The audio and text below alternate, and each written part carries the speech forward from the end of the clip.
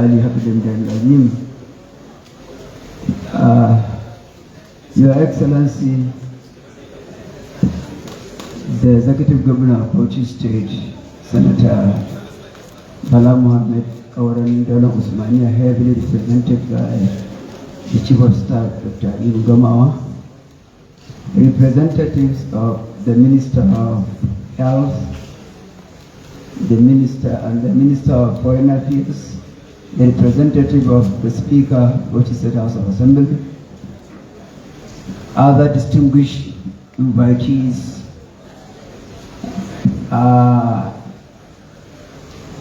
I beg from Mr. Chairman to stand on the existing protocol.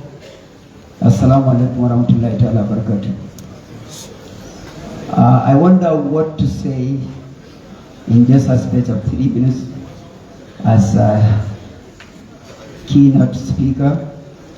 Anyway, first and foremost, let me appreciate the leadership of the coalition of northern groups for finding me worthy to serve as a keynote or guest speaker. And secondly, the theme, as it is here, imperative of popular participation in tackling socio-economic challenges bedeviling northern Nigeria through community-driven solutions. I can see the central point in the entire engagement is security and then economic development. And one cannot separate security from economic challenge. In fact, no security challenge anywhere in the world that is not economic driven. In other words, if we must address the security issues here in northern Nigeria, we need to address poverty. We must address poverty as a very prominent element in promoting insecurity in northern Nigeria. And we need to come up with applicable solutions, because we have been holding fora of this nature, and I may advise the leadership of CNG, perhaps in the next engagement or next year, you may invite all the stakeholders to come here and launch capacity building project where all the youth, all the northern youth would be engaged, so that they may not even have time to be engaged by crime networks. And this is very important, because when you look at our contribution to human development anywhere in the world, you can see that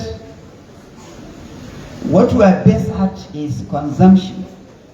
We only consume, we don't know how to produce. So no society can develop by being consumptive society, and that's exactly what we are.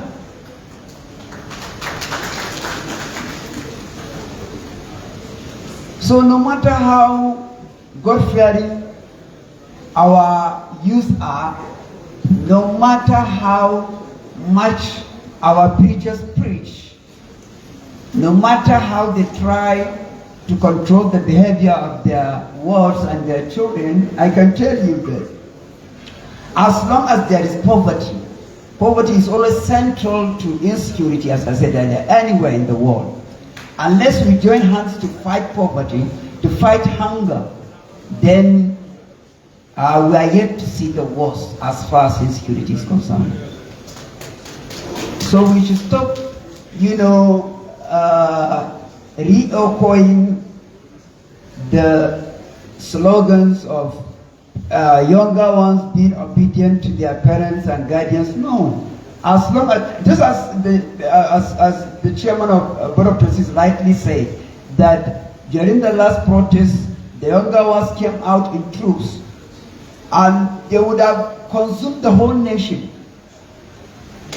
if not for the fact that the Almighty Allah came to our rescue. They would have consumed us all, and nobody can stop them.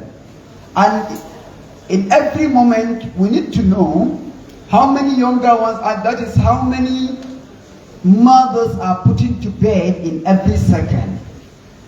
That is we are yet to prepare for those that are already born.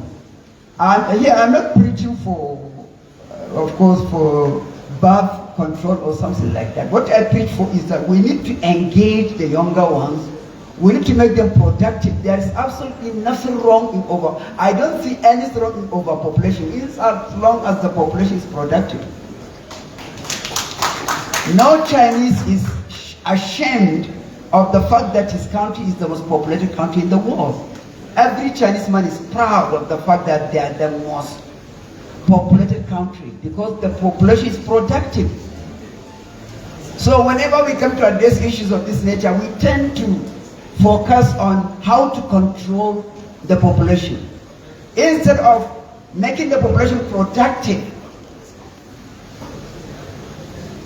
I think that's exactly where we need to focus on. That is how to convert the liabilities into assets. These youth tend to be liability. So what techniques do we need to apply to convert them to assets, useful and productive? And that's what we need to do. And it's not yet too late. It may sound late, but it is not yet too late. So I think with this little contribution, I can see the MC has been tolerant with me. He just showed me that I have 1 minute. And that is the point I'm trying to make, as I said earlier, is that we need to change from the old approach of having graduates coming out from institutions of higher learning going around looking for jobs. Let's engage them, let's train them, let's make them productive, let's make an assessment, a fair assessment, and see how do we balance between our consumption and production.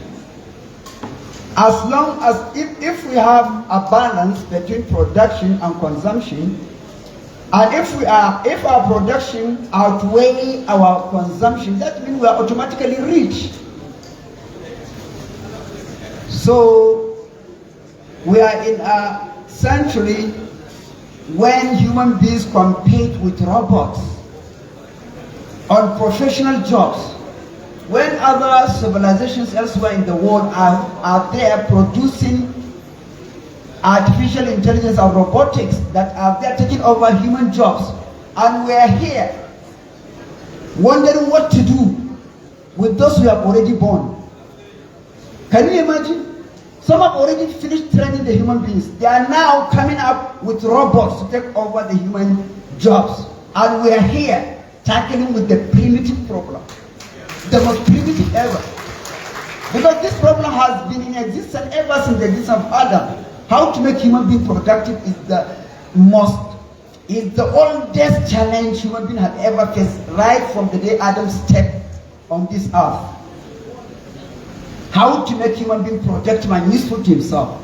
That is the most primitive challenge, and we are now tackling with that challenge. Can you imagine? When some have already finished tackling that and they started producing robots to take over human jobs, and we couldn't even change the ones we have born. Can you imagine how we are so far left behind? So please let this be a wake-up call to all of us, to our political leaders, in as much as we need to address security challenges in this country, and in the northern part of the country in particular. We need to have a paradigm shift in the way and manner we approach matters of this kind. Assalamu alaikum warahmatullahi ta'ala wabarakatuh. Thank you, Mr. MC, for tolerating me.